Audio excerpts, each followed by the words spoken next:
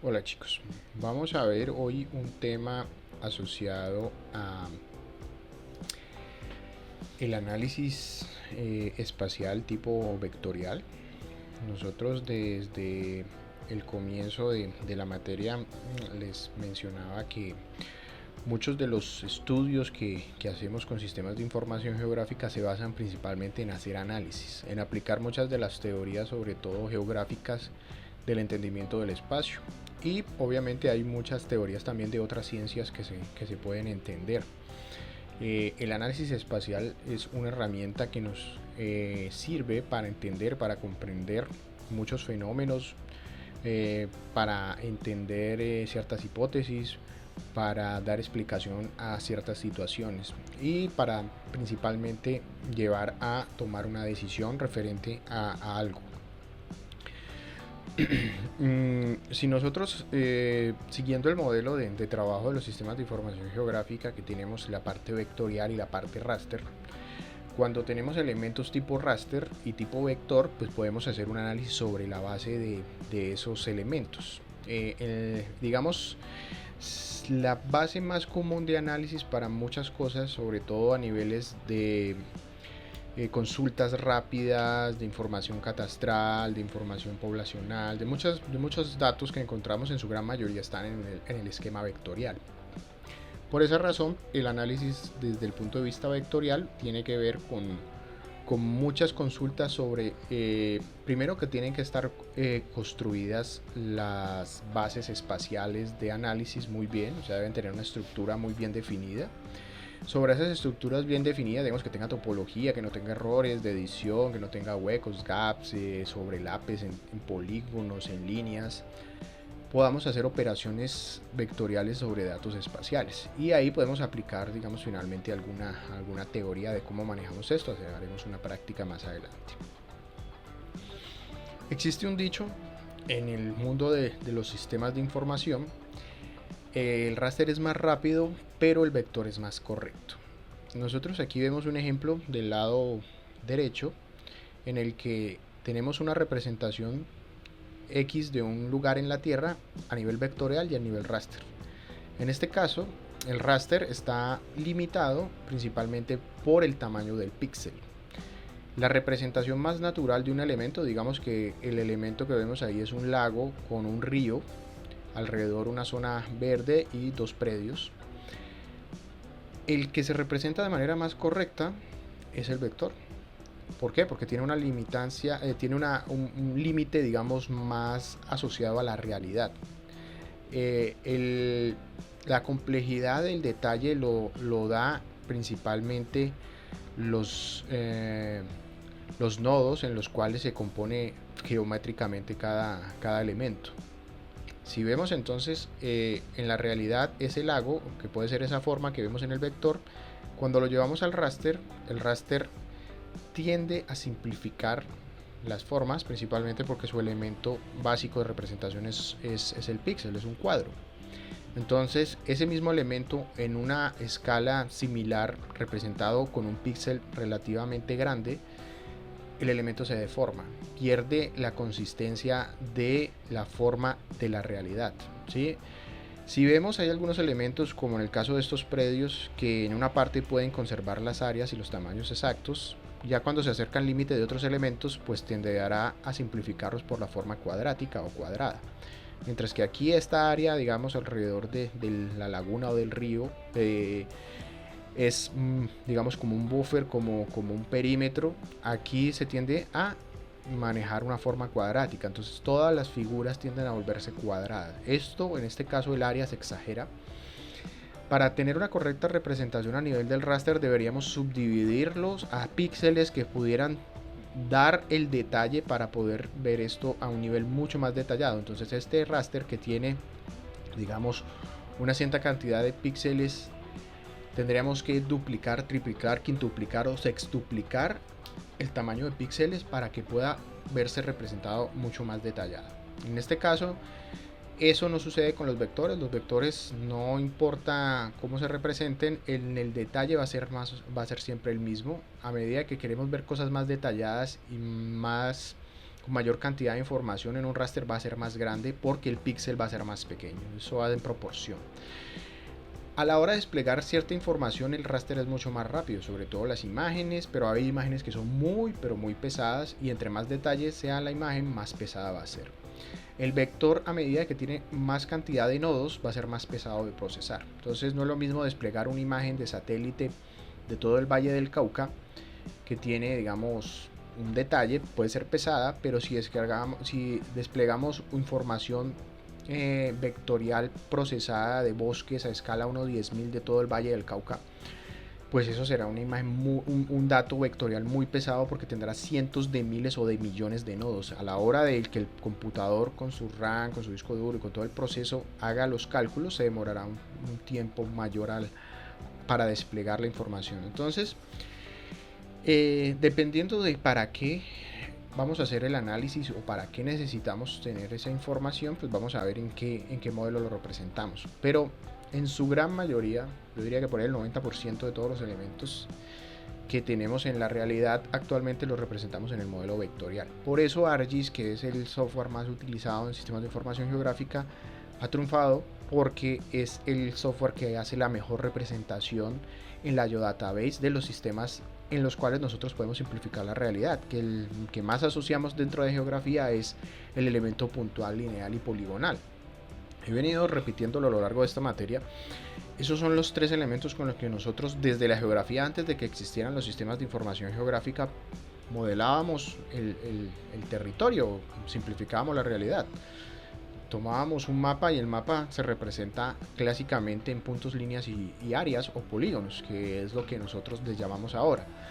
Generalmente, entonces, los puntos son una coordenada XY, las líneas son una seguidilla de puntos interconectados con un elemento lineal, o sea, un nodo y un vértice, que es un X y un Y más otro X más otro Y, generalmente asociados, y el polígono es la suma de los dos anteriores, un punto inicial que se recorre a lo largo de una cierta distancia y vuelve al punto inicial. Generalmente, si lo vemos matemáticamente, pues sería como la suma de los puntos y de las líneas formarían un polígono.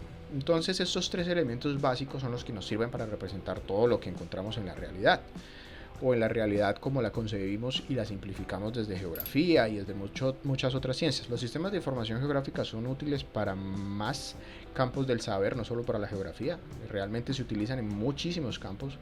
Yo les mencionaba al principio de las presentaciones que en geografía, si trabajamos con sistemas de información geográfica y somos expertos en esto, o tenemos un conocimiento fuerte en la parte de SIG, se puede trabajar en cualquier campo, en muchos campos, en muchos lugares, digamos, tanto como les decía, que casi todos los institutos de investigación, los ministerios, las entidades de nivel gubernamental, de defensa, de obras civiles, de manejo, de agricultura, de estadística, todos, o sea, es que casi no hay una entidad que no maneje información geográfica. Entonces, el límite del trabajo, de la información, está limitado, entre comillas, por qué información se puede representar, y casi el 80% de los datos se pueden representar espacialmente, lo que nos trae a que se puede trabajar con casi cualquier elemento y se puede analizar muchos de esos elementos a niveles muy complejos con los sistemas de información geográfica.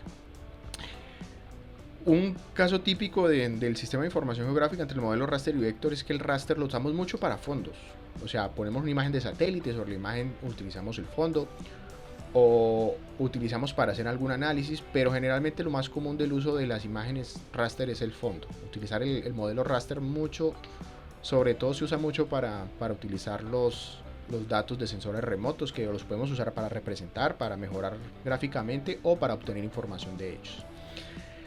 Si vemos entonces, en este caso, vemos una imagen raster de un reservorio, y esa misma, digamos, elemento mostrado en un elemento vectorial. La figura vectorial puede tener una pequeña simplificación. La imagen raster tiene la imagen de la realidad, pero es una imagen, no es un archivo geográfico que me identifique o me separe. Lo negro es agua y lo gris es bosque, o lo blanco es carretera. está en la imagen, yo tengo que interpretarlo y decirle al sistema, esos píxeles los convierto en una clasificación y esa clasificación posteriormente sí la puedo convertir en un vector. Ahí es donde la imagen por sí, el raster en sí no me está entregando información. Tengo que convertirla, tengo que clasificarla para poder obtenerla. Y generalmente las clasificaciones de una imagen raster terminan siendo un vector porque es más fácilmente manejarlo y la representación es la más correcta. Si nosotros pasáramos este raster a vector y hiciéramos un zoom, pues veríamos que estas esquinas serán cuadradas porque está tomando el tamaño del píxel de esta imagen. Y si le aplicamos un filtro, entonces lo terminará volviendo más cuadrado. Mientras que si digitalizamos este área del reservorio con un vector, va a tener la forma sinuosa, forma digamos más fina y más acertada hacia la realidad. Entonces el vector generalmente representa mejor, digamos, de manera correcta los elementos mucho más específicos.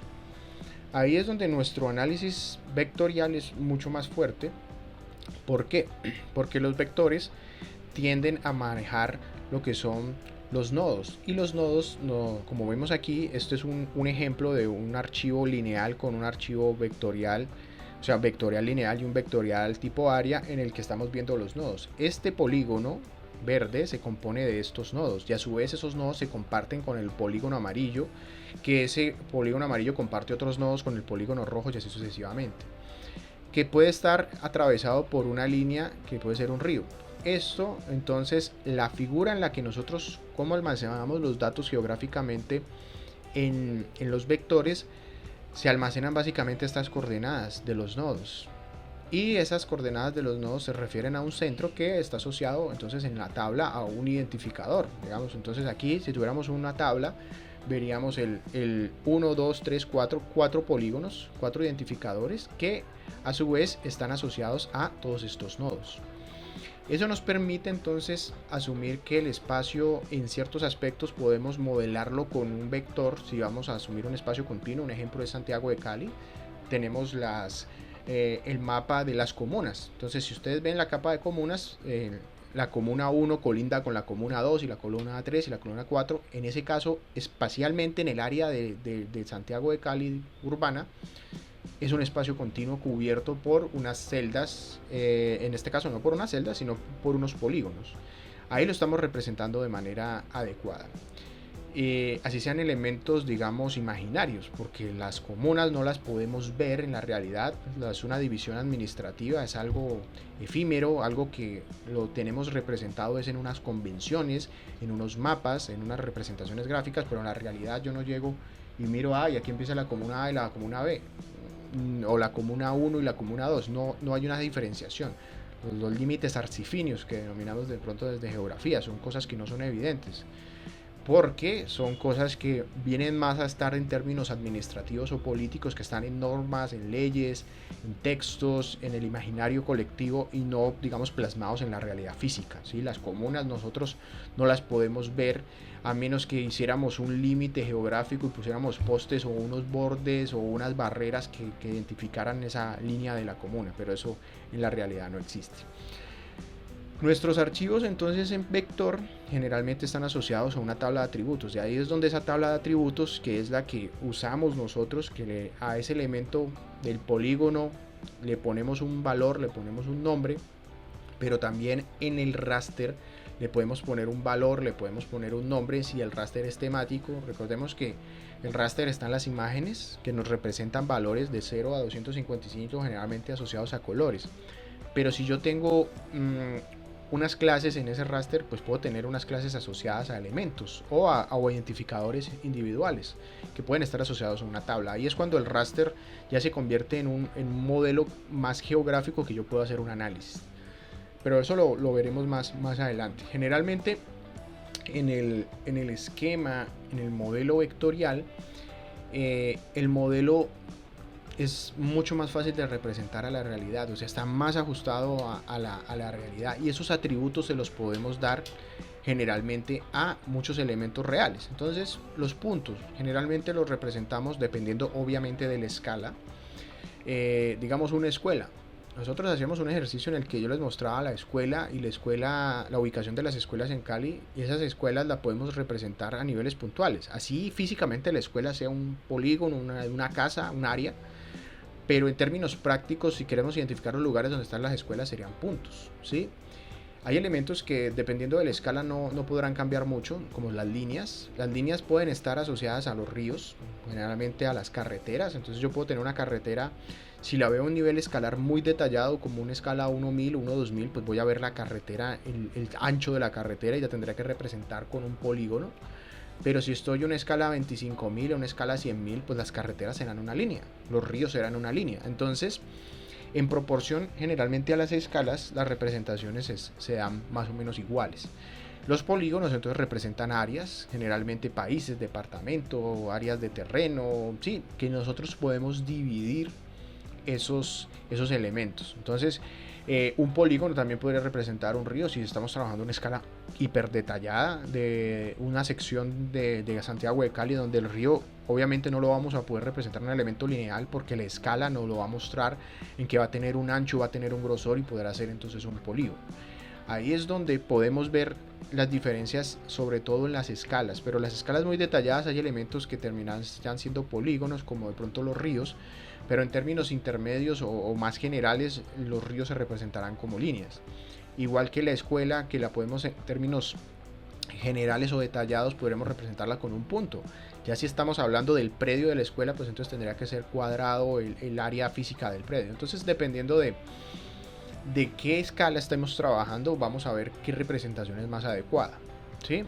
Nosotros en los datos vectoriales, puntos, líneas y polígonos, vamos a poder ver principalmente qué elementos están asociados. Entonces, los puntos generalmente asociados a datos puntuales que tomamos. A veces no tienen niveles escalares. Digamos, yo puedo tomar un punto, la población de personas o árboles. Esos árboles yo los puedo ver representados a escalas muy detalladas o escalas menos detalladas.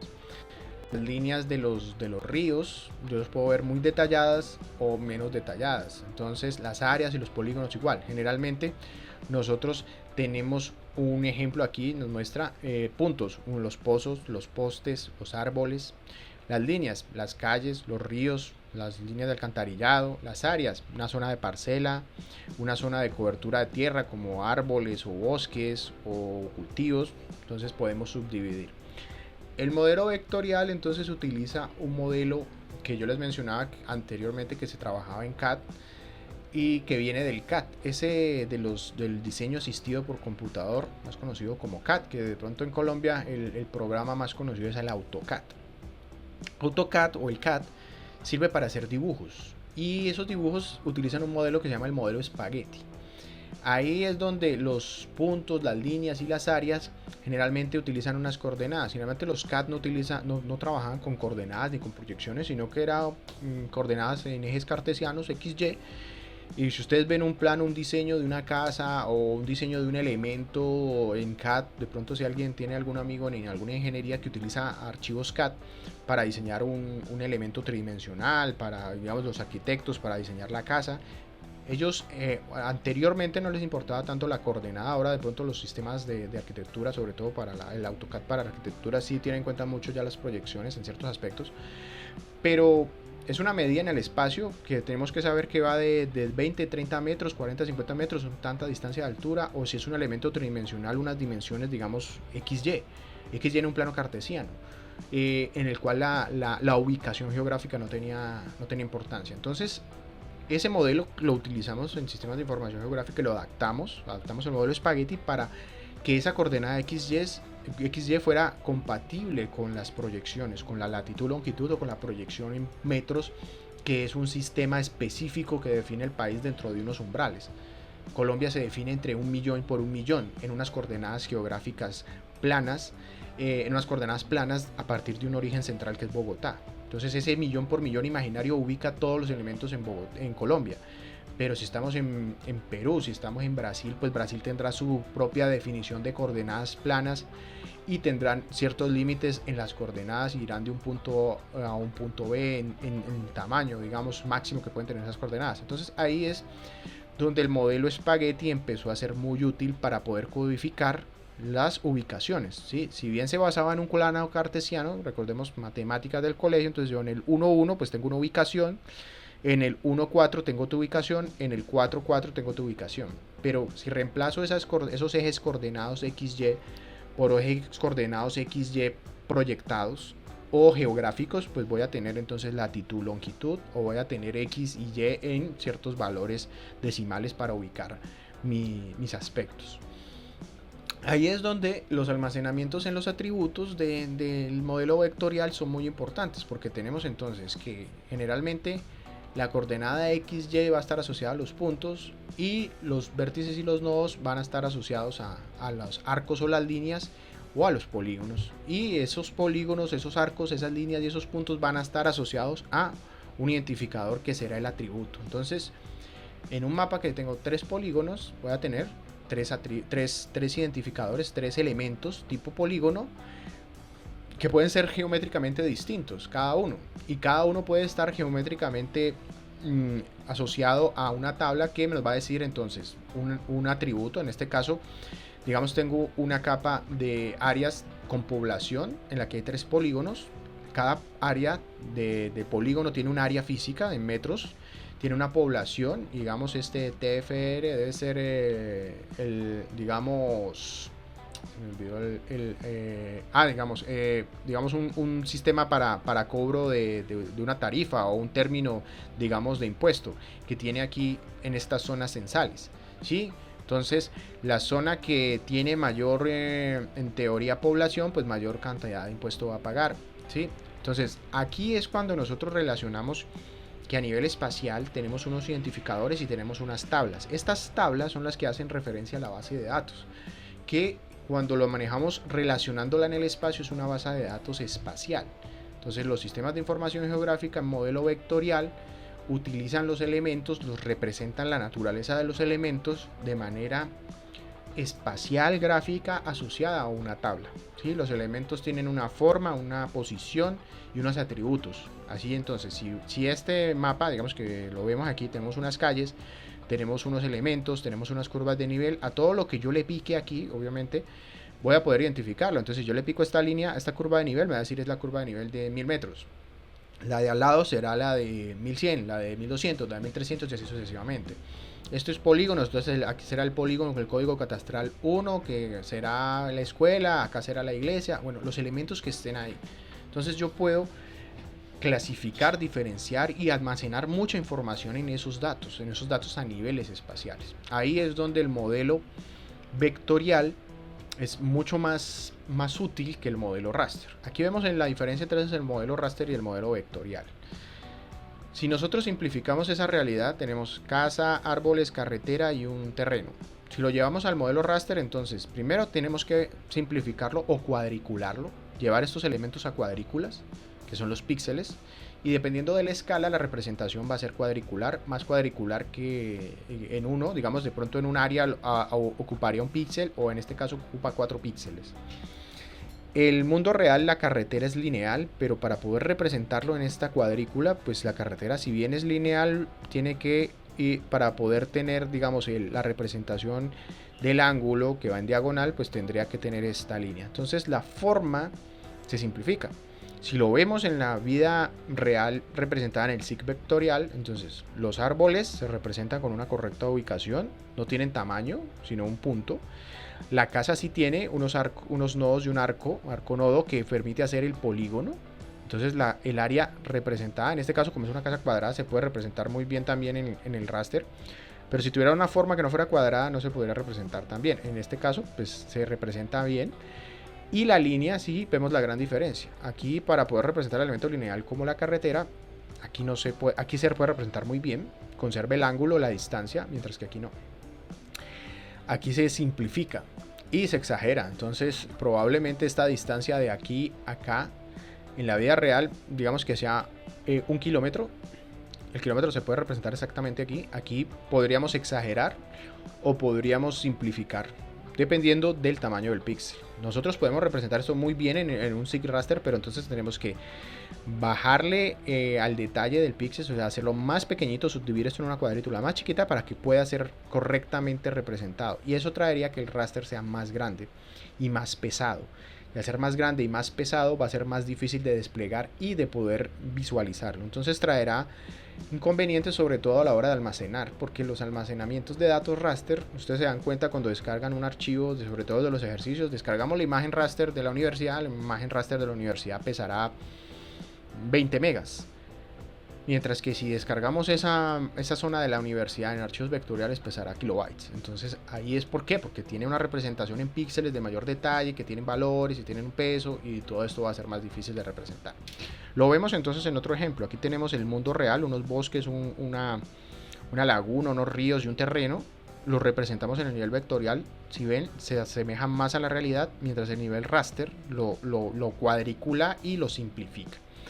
En cierto momento, digamos, el área del río lo exageró. Sí, están exageradas las aguas del río. Entonces el flujo aquí podría cambiarse los cálculos si estamos haciendo algún cálculo, sobre todo que tiene que ver con flujos de drenaje. Generalmente cuando se modela el modelamiento hidrológico se utiliza el raster, pero el raster tiene que estar muy asociado a que el tamaño debe estar tratando de representar correctamente los cursos de los ríos. Entonces aquí es cuando el raster, si vamos a hablar de niveles de detalle y de niveles de análisis, tiene que ser mucho más grande, y ahí es donde la capacidad del raster se ve limitada por las capacidades de los computadores o la capacidad de almacenamiento.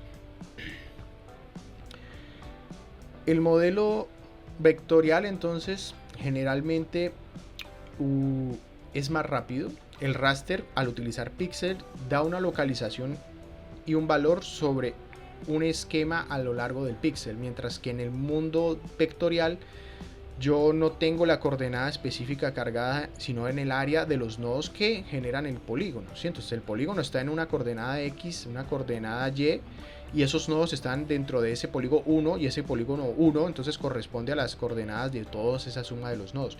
Generalmente en el sistema raster, el píxel más el otro píxel y el otro píxel que tienen una clase, cada píxel están asociados entonces a una clase, digamos, de cobertura, como en este caso pastos, y el otro, digamos, de zona de bosque, y la zona de digamos, como march es como lodosa, como una zona como de pantano.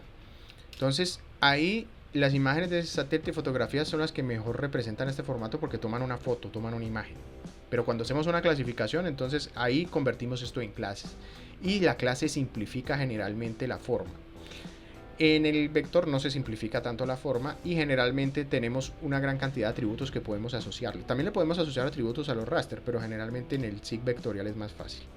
Y ahí es donde empieza la capacidad que tiene el SIG vectorial para poder hacer análisis. Los SIG vectoriales tienen unas capacidades analíticas muy potentes, porque nos permiten consultar los elementos por atributos, por porcentajes, seleccionar elementos a partir de digamos, geográficamente, encontrar distancias, bueno, hacer consultas geográficas relativamente complejas.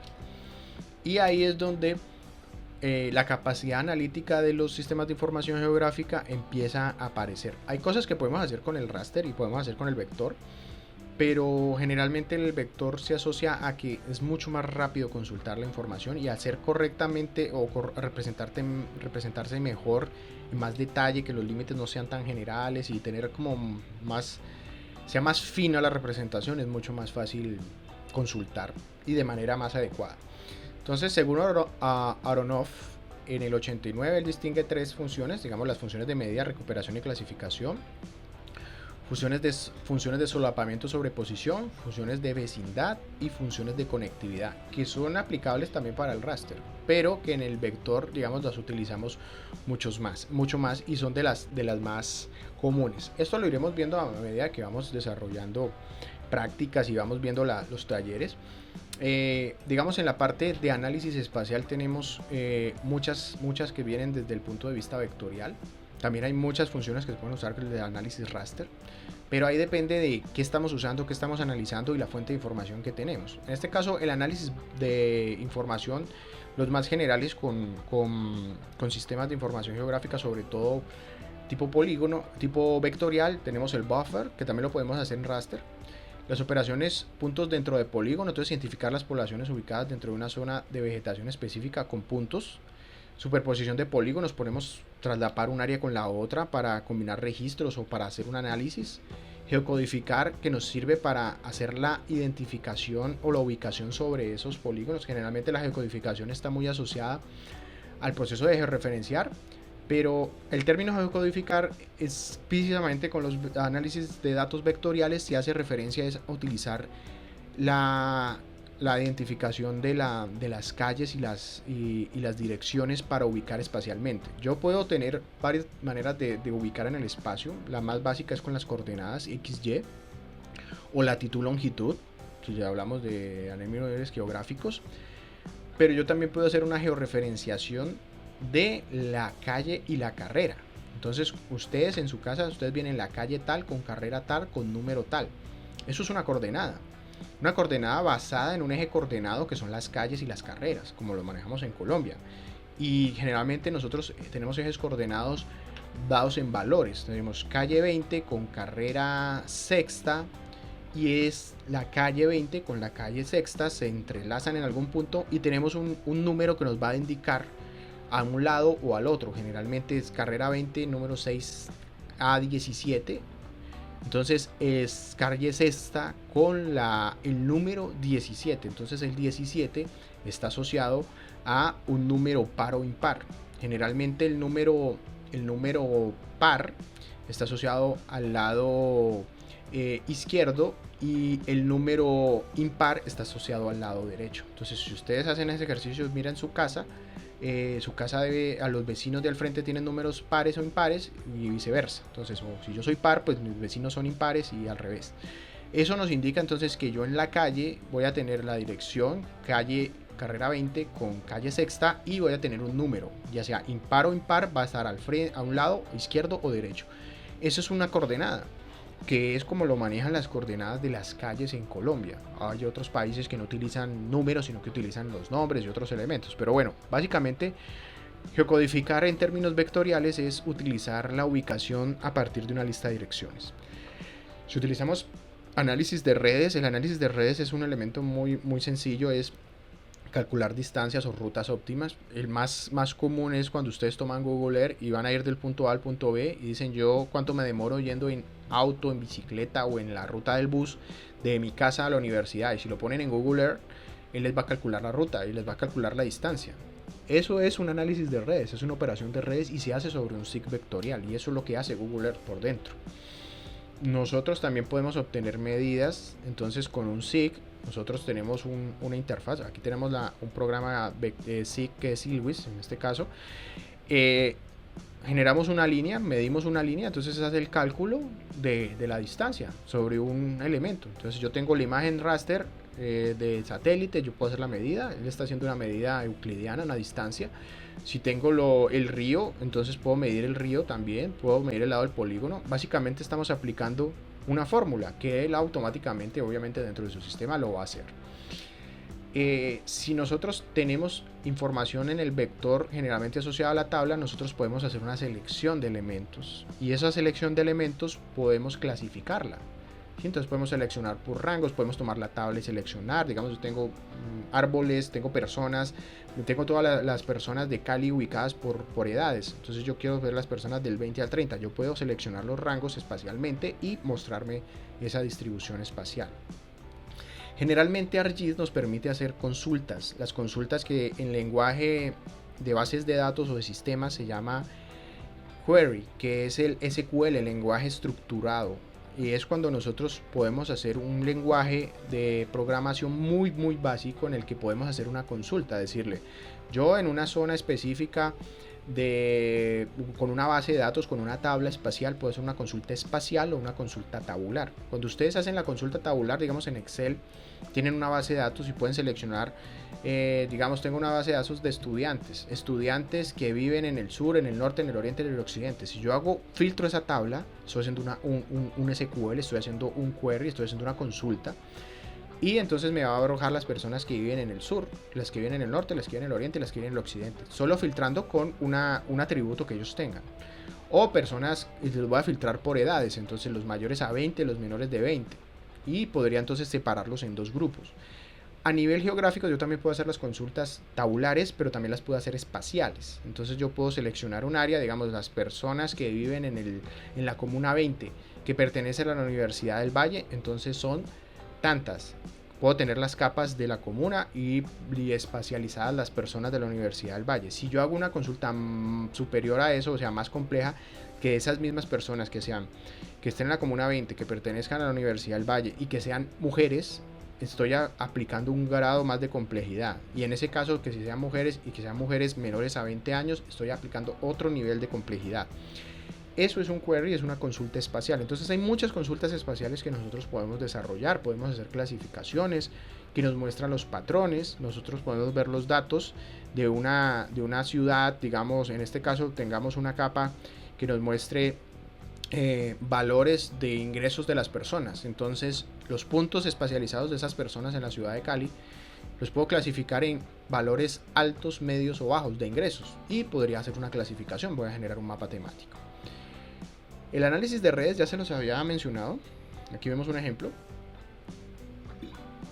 Un lugar en el que yo tengo hospitales y tengo una ambulancia. Entonces la ambulancia, hay un incidente, hay un choque.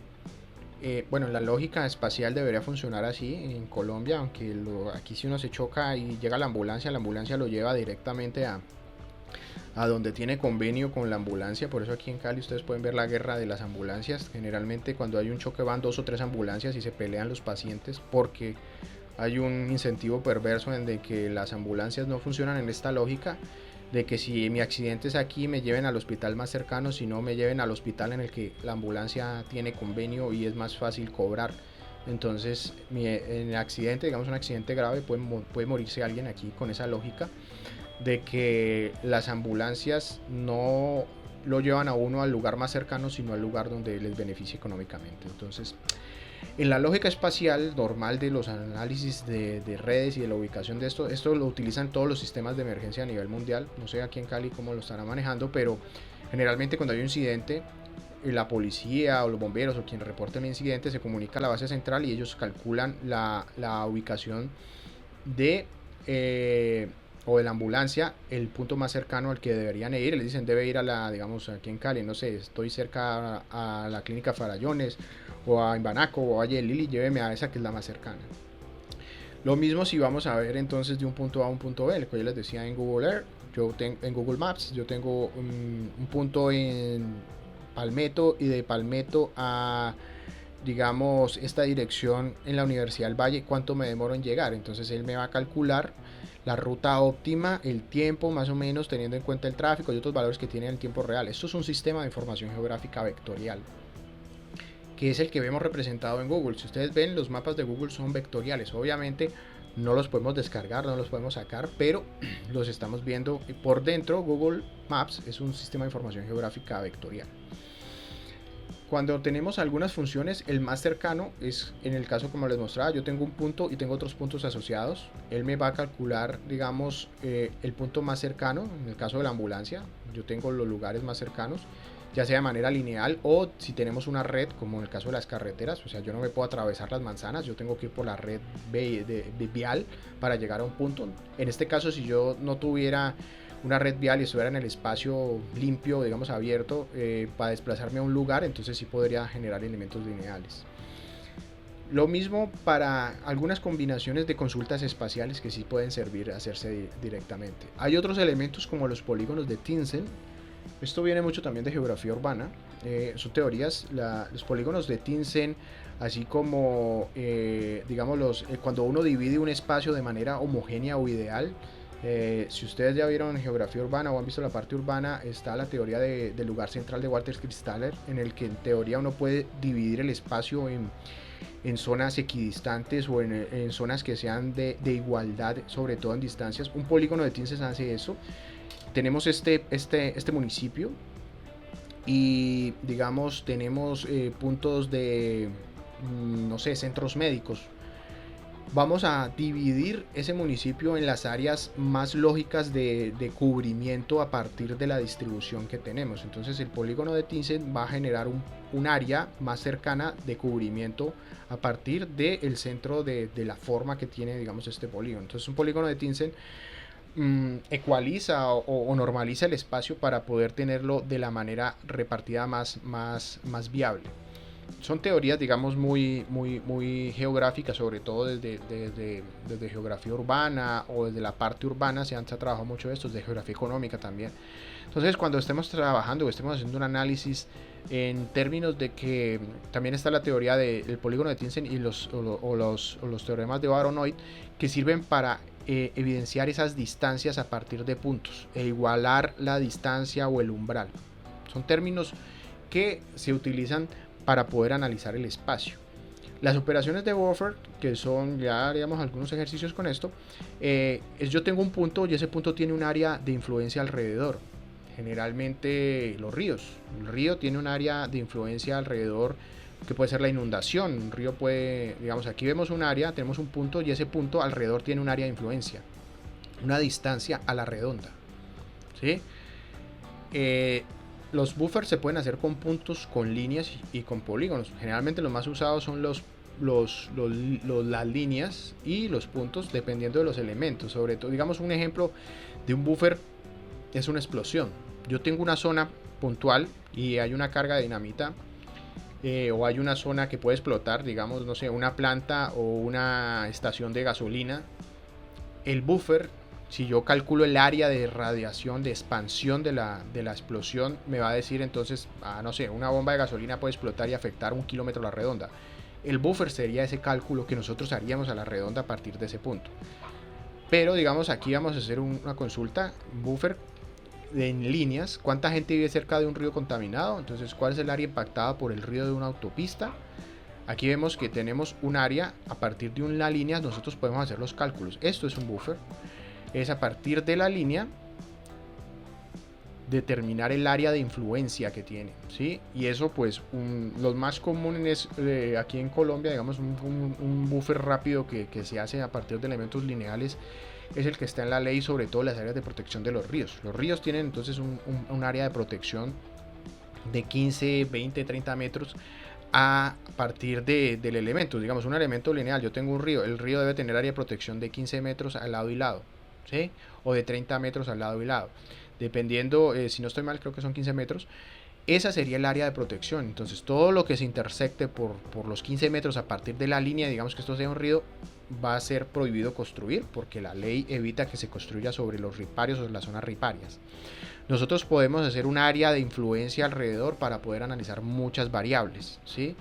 Digamos que en ese caso los buffer nos sirven para entender dinámicas de comportamiento de elementos cercanos. También podemos hacerlo con polígonos. Aquí vemos cómo se construye matemáticamente. Generalmente a partir de los nodos se entreconectan y se genera un buffer de un polígono alrededor de un reservorio de agua donde no se permitan asentamientos. Entonces necesitamos hacer el área de amortiguación, ¿sí? Esas áreas buffer sirven para entender muchos procesos. Cuando hacemos intersección de datos, nosotros podemos entender cómo un dato A con un dato B se van a intersectar. Entonces aquí cuando se viaja a una farmacia, los usuarios deben cruzar un río.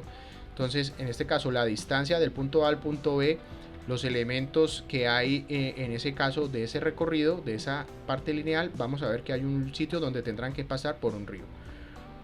También es el ejemplo cuando ustedes, si hacen un cálculo con Google Earth de ir a Cali a Medellín, él les va a decir por cuántos peajes va a pasar, o dicen no, a calcular el viaje para no tener que pasar por un peaje, entonces los va a desviar por lugares donde no haya intersección con peajes. Eso es básicamente, estamos analizando líneas o lugares donde se intersecten o se crucen con algunos elementos. El más básico de los SIG es el analizar qué está dentro, qué está fuera dentro de un elemento. Digamos, yo tengo elementos puntuales, en este caso sitios de cólera de una enfermedad, y tengo el área de una cuenca. Entonces, obviamente, ¿cuántos casos de cólera están dentro de la cuenca contaminada? Aquí me aparecerán, yo hago la consulta espacial, me aparecerán 1, 2, 3, 4, 5, 6, 7, 8, 9 de los casos de cólera. Si yo tengo elementos que puedo construir a partir de datos puntuales, un ejemplo era entonces cuando ustedes toman datos con GPS y están en el espacio y fueron a levantar el área en campo de una finca, entonces solo hicieron los puntos de los vértices de la finca, o hicieron los puntos y hicieron el recorrido. Entonces yo con los puntos puedo construir un polígono, o con los puntos puedo construir una línea. Entonces, a partir de los puntos básicos que yo puedo interconectar, puedo generar otros elementos, generalmente polígonos. El polígono es la mezcla de puntos y de líneas. Entonces, si yo tengo los polígonos yo los puedo simplificar hacia atrás. Entonces, digamos, yo tengo el área de la finca, yo puedo desde el área de la finca, el polígono, puedo obtener los vértices, los nodos, y también puedo obtener el perímetro. Digamos, en este caso, que para un levantamiento yo quiera tener los puntos específicos, saber las coordenadas, porque en la escritura dice el punto A, el punto B tiene la coordenada tal con tanto y limita con tanto, y quiero, no sé, calcular el perímetro del área, o calcular cuánto material necesito para tirarle la reja al predio. Entonces tendría el perímetro que tiene ese polígono, que lo puedo extraer en una línea. Entonces digo, calcúleme, simplifícame este polígono y sáqueme unas líneas. Entonces yo puedo convertir los elementos de puntos líneas a polígonos y de polígonos puntos a líneas. Generalmente puedo hacer eso. En las superposiciones, aquí vemos un polígono A y un polígono B, una capa que tiene un 1, 2, 3 en números, digamos, sencillos, y el otro lo tenemos en números arábigos. En este caso yo puedo tener una identificación. Sí, mi tabla entonces tiene el 1 hace referencia al A, y el 2 hace referencia al B, pero en este caso el 1 al 1, el 2 al 2, el 2 al 3. O sea, nosotros podemos después superponer estas dos capas, la capa AB y la capa 1, 2 y 3. Entonces me quedará una mezcla de varias cosas, ¿no? Tenemos la 1, 1, o sea, 1A que se intersecta con el 1, que sería este. Tengo la 2A digamos la 2 que se intersecta con el A y que hace referencia al 2. Entonces esa intersección es que yo puedo mezclar estas tres clases de esta capa con estas dos clases de esta capa y tener una mezcla para poder hacer un análisis. Digamos un ejemplo ya más, no tanto con estos números, sino que tuviéramos tres tipos de suelos para cultivar y tuviéramos digamos dos líneas de precipitación o dos climas, ¿sí? Entonces yo buscaría la mezcla en el que tuviera una precipitación que sea ideal para cultivar piña y otra que sea ideal para cultivar papa. Entonces en ese caso cruzaría los tipos de suelo y el mapa que tiene la precipitación y podría hallar el área donde se intersecten dos valores que yo estoy requiriendo, podría identificar. También podemos superposicionar polígonos. Aquí estamos viendo entonces un ejemplo, sectores censales y áreas aferentes, que son realmente las que reciben algún proceso económico. En ese caso vemos que puedo intersectar los polígonos unos con otros para poder aislar o reducir, digamos, elementos, analizarlos e intersectarlos para poder entender situaciones que pasen específicas. Podríamos decir que yo tengo la población y las comunas, entonces podríamos dividir la población por comunas, o podríamos, digamos, esto podría ser entonces, en vez de áreas diferentes, podría ser cuencas y límites municipales. Entonces aquí podríamos ver que un municipio, este polígono que sea referente a un municipio, lo ocupen 1, 2, 3, 4, 5 cuencas, hasta 6 cuencas. Entonces esa área del municipio que no corresponde realmente en la forma con la naturaleza, pero la cuenca sí funciona a partir de una forma natural y de la gravedad y de la topografía. Entonces podríamos ver que podríamos entender cuántas cuencas pertenecen a un municipio en un caso hipotético. Nosotros, a partir de los polígonos, generalmente podemos hacer intersección de de la información y hacer un corte. Un ejemplo sería el municipio de Santiago de Cali con la información de los mapas de uso del suelo de Valle del Cauca. Entonces yo puedo sobreponerlo a estos, sean los mapas del suelo, de uso del suelo del Valle del Cauca, y este es el municipio de Santiago de Cali. Yo puedo cortar, sacar la forma. ¿Para qué? Porque yo necesito los usos del suelo de Santiago de Cali nada más. Entonces estoy haciendo un corte, estoy creando un subgrupo. Hay unas grandes funciones que vamos a ver más adelante sobre esto, que hacen referencia al geoproceso, que son las que hacen una gran cantidad de análisis de este tipo y que nos sirven para entender muchos de los procesos, sobre todo cuando nosotros tenemos el análisis espacial. Entonces podemos entender, digamos, identificar, predecir o entender patrones, ¿sí? Digamos, esos patrones generalmente pueden ser de difusión, de interacción o escenarios que podamos plantear para poder consultar con el sistema de información geográfica.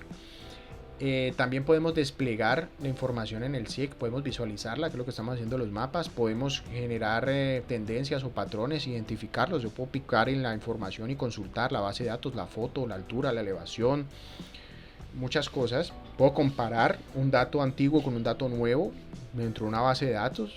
Puedo producir un mapa de salida que me muestre el comportamiento de algo. Y puedo hacerlo impreso, puedo hacerlo en digital, puedo hacer una presentación para PowerPoint, puedo enviarlo para imprimirlo en un mapa en papel, y puedo utilizarlo para apoyar entonces un documento o para otras cosas. O sea, hay una gran cantidad de elementos que vamos a utilizar. Entonces, en el mundo real, generalmente, ¿qué hacemos? Tenemos el mundo real, recolectamos esos datos, esas fuentes de datos los almacenamos, las manejamos, las manipulamos, hacemos un análisis sobre ello, y esa información generalmente termina utilizándola un usuario para la toma de decisiones. Entonces el mundo real y los usuarios llevan un ciclo. Este es un ciclo que es repetitivo. Generalmente mostramos el mundo real, lo simplificamos, lo analizamos y obtenemos información de él para los mismos usuarios. En ese caso, en el caso del estado del arte, del análisis espacial, nosotros tenemos aquí, digamos, una línea que se llama el high end y el low end, que estos son términos, digamos, más de marketing y desde el punto de vista de la tecnología, de dónde está un mercado. En el mercado de los sistemas de información geográfica generalmente tenemos una alta demanda en muchos aspectos, principalmente todo lo que tiene que ver con la integración de sistemas de información geográfica y sensores remotos, todo lo que tiene que ver con la interoperabilidad en los estándares abiertos. Una parte muy importante del mercado del sistema de información geográfica está en esto, en el análisis espacial de los datos. Otra está en la parte de visualización. Mucha también está en el uso de sistemas de posicionamiento global para poder obtener información georreferencial. Y otro está en la parte de datos en internet, que es generar la información. Ya en el término de la demanda del mercado de los sistemas de información geográfica, ha bajado lo que es el mapeo de escritorio. Entonces era tener un SIG en una entidad guardado en un computador y que ese SIG no se mostrara, que no se publicaran mapas en internet, que la información estuviera repositada en un lugar ahí guardada, que los datos se almacenen y que no sean utilizados. Eso ya no tiene sentido. Ahora todos los datos, en su gran mayoría, si son públicos o se revelan, pues generarán más información. Y que los datos fueran vendidos generalmente por un proveedor comercial. Generalmente los datos los conseguimos o gratuitos o los producimos nosotros, o los conseguimos ya de manera más asequible. Antes había que comprar los datos, había que comprar los mapas, había que pagarle al productor. Entonces este estado de arte ha cambiado. Generalmente cada vez es más fuerte el uso de sistemas de información geográfica, y en la tecnología, sobre todo del análisis del espacio. En muchos mercados, en casi todas las ciencias, es indispensable analizar el espacio, y sobre todo con sistemas de información geográfica.